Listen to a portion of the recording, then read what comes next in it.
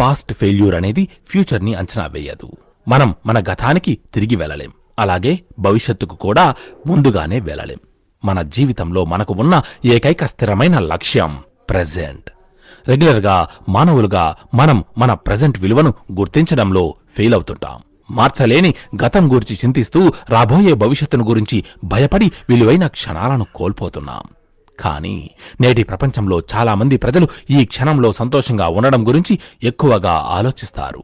మనం మన ఆలోచనల్ని అనవసరంగా నెగిటివ్గా మార్చుకుని ప్రస్తుతాన్ని బాధల్లోకి పంపుతున్నాం. మనం నిన్నటి గురించి ఎక్కువగా చింతించడం లేదా మన రేపటి గురించి భయపడడం ప్రారంభిస్తున్నాం. గతం వెనుకబడింది, దాని నుంచి నేర్చుకోవడానికి ప్రయత్నించాలి.